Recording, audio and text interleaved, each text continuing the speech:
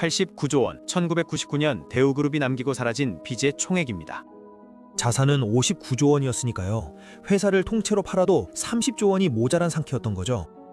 세계 2위, 110개국 진출한 임직원 35만 명을 자랑하던 그룹이 단 1년 만에 공중분해됐고 그 뒤처리에 국민 세금 30조 원이 들어갔습니다.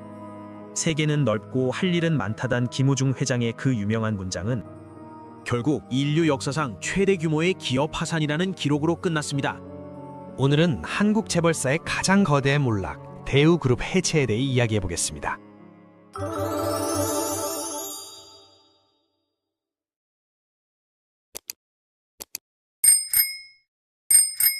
대우그룹의 시작은 1967년 대우실업이었습니다. 창업자 김우중 회장이 무역업으로 시작한 이 회사는 1970년대와 80년대를 거치면서 무서운 속도로 덩치를 키워갔는데요. 섬유에서 시작해서 전자, 자동차, 조선, 건설, 금융까지 안 건드리는 분야가 없을 정도였습니다. 당시 한국 정부가 밀어붙이던 수출 드라이브 정책의 수혜를 톡톡히 받으면서 해외 수출과 플랜트 수주의 강한 그룹으로 자리를 잡아갔죠. 특히 김우중 회장은 다른 재벌 총수들과는 다른 스타일이었는데요. 직접 해외를 뛰어다니면서 영업하는 걸로 유명했습니다.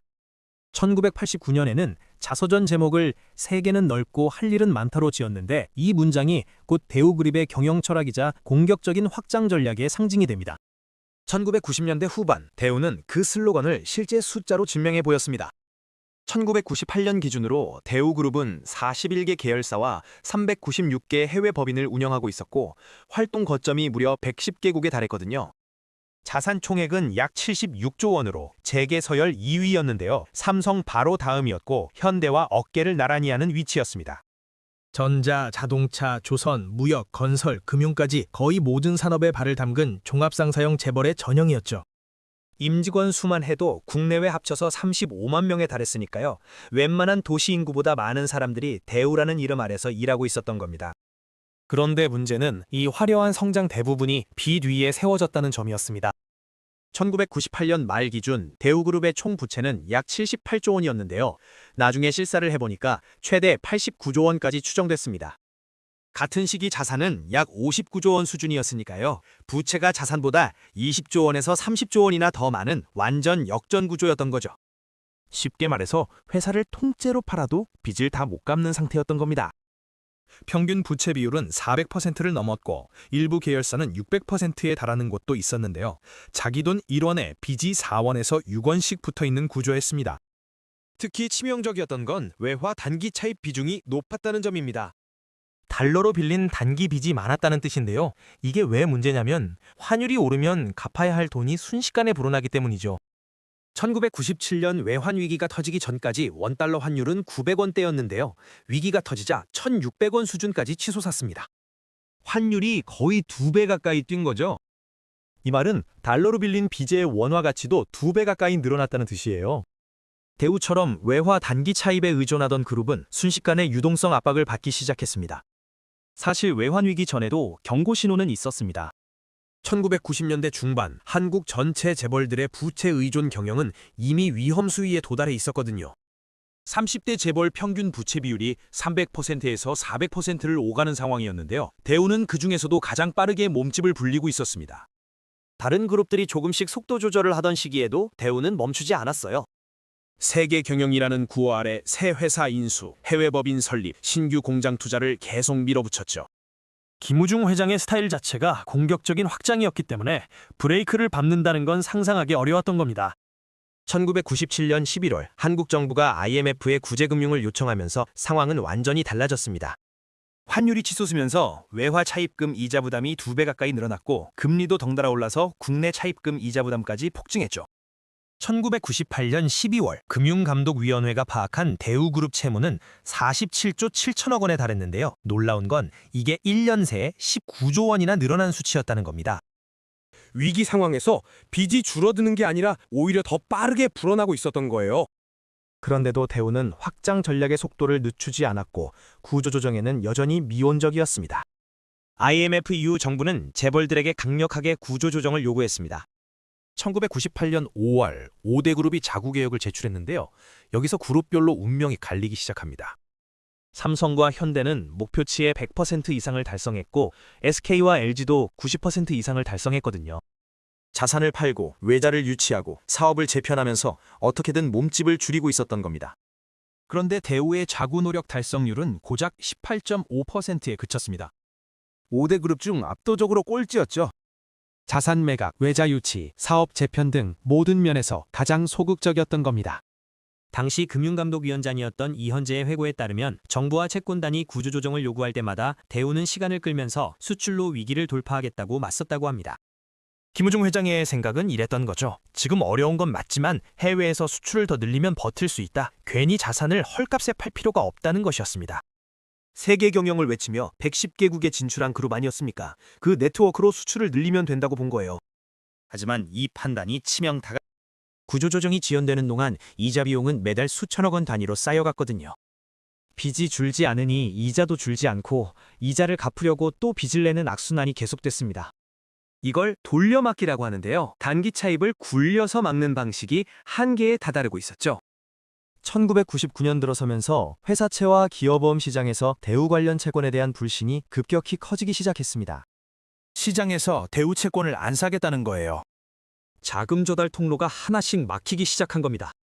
결국 1999년 7월 대우 계열사 12곳이 채권단 워크아웃 대상으로 지정되면서 그룹 해체가 공식화됐습니다. 워크아웃이라는 건 채무조정과 조건부 회생 프로그램을 말하는데요. 사실상 자력으로는 살아남을 수 없으니 채권단이 개입해서 정리하겠다는 뜻이었죠. 재계 2위 그룹이 공식적으로 무너지는 순간이었습니다. 그 직후 실시된 실사 결과는 충격적이었습니다. 1999년 12월에 나온 실사 결과에 따르면 대우의 총 부채는 최대 89조 원이었고 자산은 59조 원으로 추정되거든요. 부채가 자산보다 30조 원 이상 많은 사실상 도산 상태였던 겁니다. 해외 언론과 학계에서는 이 사건을 인류 역사상 최대 규모의 기업 파산으로 기록하기도 했는데요. 그 정도로 스케일이 컸던 거죠. 한 나라의 재계 2위 그룹이 이 정도 규모의 부실을 안고 있었다는 게 충격이었습니다. 위기 과정에서 드러난 또 하나의 문제는 분식회계였습니다. 대우가 회계 부정을 통해 재무 구조를 건실한 것처럼 꾸며왔다는 의혹과 조사 결과가 이어졌거든요. 분식회계란 쉽게 말해서 장부를 조작하는 건데요. 자산을 실제보다 부풀리고 손실을 감추고 계열사 간 거래로 매출을 돌리는 방식이 사용됐다는 지적이 제기됐습니다. 이 때문에 부실의 실제 규모를 정부와 시장이 뒤늦게 파악했고 대응 시점 역시 이미 늦은 후였다는 평가가 나옵니다. 겉으로 보이는 숫자와 실제 숫자가 달랐던 거예요. 대우 사태의 충격은 그룹 내부를 넘어 한국 경제 전반으로 퍼져나갔습니다. 1999년 8월 워크아웃이 결정된 12개 핵심 계열사는 대부분 공중분해되거나 분할 매각됐고 나머지 계열사들도 계열 분리나 홀로서기에 나서야 했죠. 당시 대우는 41개 계열사의 국내외 임직원 35만 명을 거느리고 있었는데요. 그중 상당수가 하루아침에 소속을 잃거나 다른 회사로 편입됐습니다. 35만 명이면 웬만한 중소도시 인구인데 그 사람들의 일터가 한순간에 사라진 거예요. 구조조정 과정에서 투입된 공적 자금, 그러니까 국민 세금은 약 30조 원에 달했다는 추산이 나옵니다. 한 기업 그룹의 부실을 처리하는데 30조 원이 들어간 거죠. 이 돈은 결국 국민들이 낸 세금이었고 대우 사태가 단순히 한 그룹의 문제가 아니라 온 나라의 문제가 된 이유이기도 합니다. 대기업이 망하면 그 충격을 국민 전체가 나눠서 감당해야 한다는 걸 대우 사태가 보여준 거예요. 2020년대 기준으로 대우라는 이름을 공식 사명에 유지하고 있는 회사는 대우건설, 타타대우 상용차, 대우산업개발, 대우로지스틱스 4곳뿐입니다. 1999년 워크아웃 당시 41개였던 대우 계열사는 20여 년이 지난 지금 거의 사라졌거나 다른 이름으로 바뀐 상태죠. 대우자동차는 GM에 넘어갔다가 지금은 한국 GM이 됐고 대우조선은 한화에 인수돼서 한화오션으로 바뀌었습니다. 대우일렉트로닉스는 대유그룹 등으로 넘어갔고요. 한때 대한민국을 대표하던 그 이름은 이제 역사책에서나 찾아볼 수 있게 됐습니다. 대우 해체의 원인을 두고는 지금도 해석이 엇갈립니다. 김우중 회장은 생전 인터뷰와 회고록에서 IMF가 요구한 구조조정에 과도하게 집착한 관료들이 그룹을 기획 해체했다고 주장했거든요. 자기는 수출로 돌파할 수 있었는데 정부가 성급하게 손을 놓아버렸다는 논리였죠. 반면 당시 금융감독위원장이었던 이현재는 완전히 다른 입장이었습니다. 대우는 스스로 구조조정 시간을 놓쳤고 회계부정과 과잉부채로 이미 회생 가능한 선을 넘었다고 반박했죠. 숫자만 놓고 보면 후자 쪽 손을 들어주는 분위기입니다. 89조 원 부채에 59조 원 자산이라는 결과는 아무리 시간을 줬어도 정상적인 방법으로는 회생이 어려웠다는 걸 보여주니까요. 다른 4대 그룹이 같은 위기 상황에서 자구 노력 90%에서 100%를 달성할 때 대우만 18.5%에 그쳤다는 것도 결국 내부 문제였다는 걸 시사합니다. 물론 김우중 회장 입장에서는 억울한 점도 있었겠지만 결과적으로 숫자가 모든 걸 말해주고 있는 거죠. 그렇다면 대우그룹의 몰락에서 우리가 얻을 수 있는 교훈은 뭘까요? 가장 먼저 떠오르는 건 세계 경영은 자본과 리스크 관리 위에서만 가능하다는 점입니다. 1998년 기준 대우는 110개국 396개 해외 법인을 운영하고 있었지만 그 거대한 네트워크를 떠받칠 자기 자본과 현금 흐름은 턱없이 부족했거든요.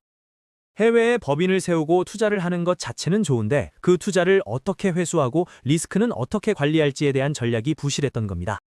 세계는 넓었지만 그 넓은 세계를 감당할 체력이 없었던 거죠. 두 번째 교훈은 부채와 분식으로 가린 성장은 오래 버티지 못한다는 겁니다. 부채 비율 400% 이상, 일부 계열사 600%, 총 부채 78조 원에서 89조 원이라는 숫자는 외환위기라는 충격이 오기 전부터 이미 위험 신호를 보내고 있었거든요. 하지만 분식 회계로 이걸 가리고 확장 속도를 늦추지 않으면서 결국 한꺼번에 폭발한 겁니다. 성장의 속도에 취해서 기초 체력을 돌아보지 않으면 어떤 결과가 오는지 대우가 보여준 거예요. 세 번째는 위기 때의 시간 싸움입니다. 같은 IMF 위기를 겪은 5대 그룹 중에서 삼성, 현대, SK, LG는 상대적으로 빠르게 자산 매각과 구조조정을 진행해서 충격을 줄였거든요. 물론 그 과정에서 고통이 없었던 건 아닙니다. 수많은 계열사를 팔아야 했고 직원들도 고조조정을 당해야 했죠. 하지만 빨리 움직였기 때문에 그룹 자체는 살아남을 수 있었습니다. 반면 대우는 1999년 7월까지도 구조조정에 소극적이었고 자구 노력 달성률 18.5%라는 숫자가 보여주듯 시간을 흘려보냈죠. 이 시간 차이가 살아남은 그룹과 해체된 그룹을 가른 결정적 요인이었습니다. 마지막으로 생각해볼 건 몰락 이후에도 남는 것들에 대한 이야기입니다. 대우라는 이름은 대부분의 간판에서 사라졌지만 그 안에서 일하던 수많은 대우맨들은 여전히 한국 기업 곳곳에서 핵심 인력으로 활동하고 있거든요. 해외 영업, 플랜트 수주, 신흥국 개발 같은 건 대우 해체 이후에도 한국 경제의 자산으로 남아 있습니다. 대우가 110개국에 진출하면서 쌓은 노하우와 인맥이 완전히 사라진 건 아니라는 거죠. 그래서 대우의 몰락은 단순한 실패라기보다 무엇을 잘했고 어디서 선을 넘었는지를 함께 돌아봐야 하는 사례입니다. 김우중 회장은 대우 해체 이후 해외로 도피했다가 2005년 귀국해서 구속됐고 이후 특별 사면을 받았습니다. 2019년 12월 세상을 떠날 때까지 자신의 결정이 옳았다고 믿었던 것 같은데요. 그가 남긴 세계는 넓고 할 일은 많다는 문장은 이제 두 가지 의미로 읽힙니다. 한편으로는 한국 기업의 글로벌 진출을 이끈 선구자적 비전이었고 다른 한편으로는 체력을 넘어선 확장이 어떤 결과를 가져오는지 보여주는 경고이기도 하죠. 지금 한국 경제를 보면 대우의 교훈이 여전히 유효하다는 생각이 듭니다. 빚을 내서 성장하는 방식, 분식 회계로 실적을 부풀리는 유혹, 위기 상황에서 구조조정을 미루는 판단, 이런 것들은 시대가 바뀌어도 반복될 수 있는 실수거든요. 대우그룹이 남긴 89조 원의 부채와 30조 원의 공적 자금이라는 숫자는 기업이 망하면 그 비용을 결국 온 국민이 치러야 한다는 걸 보여주는 가장 극단적인 사례입니다. 세계 2위, 110개국 진출, 임직원 35만 명이라는 화려한 수식어 뒤에는 부채 비율 400%, 자구 노력 달성률 18.5%라는 숫자가 숨어 있었습니다. 세계는 분명 넓었지만 그 넓은 세계를 감당할 자본과 시간은 생각보다 좁았던 거죠. 대우그룹의 모락은 확장해야 할 때와 접어야 할 때를 구분하지 못하면 어떤 대가를 치르게 되는지 한국 경제가 가장 비싼 값을 치르고 배운 교훈으로 남아 있습니다.